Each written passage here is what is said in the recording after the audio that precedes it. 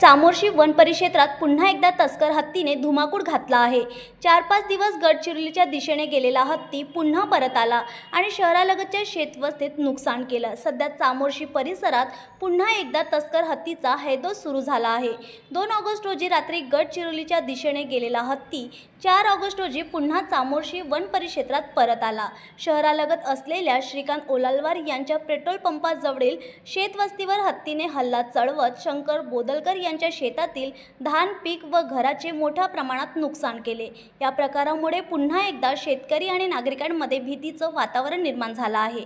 One विभागाने दिलेल्या माहितीनुसार मध्यरात्री 3 ऑगस्ट रोजी हत्तीला हर्डे कृषी महाविद्यालय परिसरातील लाल डोंगरी झुडपी जंगलात पहिल्यांदा पाहण्यात आलं।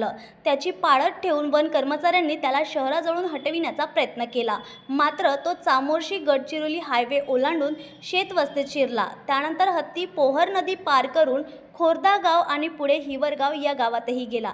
अखेर पुन्हा कुनघाडा वन परिक्षेत्रातील भाडबिडी जंगल परिसरात गेला असल्याची माहिती 5 ऑगस्टच्या सकाळी वन विभागाने दिली। या संपूर्ण पथकात समावेश होता चामोर्शी वन परिक्षेत्राधिकारी RB इनवाते, भाडबिडी क्षेत्र सहाय्यक VS चांदेकर, चामोर्शी क्षेत्र सहाय्यक सलीम कुरेशी, जामगिरी क्षेत्र सहाय्यक भारत राठोड, कुनघाडा परिक्षेत्राधिकारी मधुमती तावडे यांच्यासह वन पथक सतत पातळीवर आहे।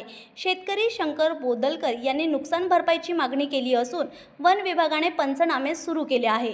तस्कर हत्ती सध्या कुनघाडा परिक्षेत्रातील जंगलात असल्याची माहिती आहे, त्यामुळे घोट, चामोर्शी व कुनघाडा परिसरातील शेतकऱ्यांनी सतर्क राहावं असं आवाहन यावेळी स्थानिक वन परिक्षेत्र अधिकाऱ्यांनी केलं आहे।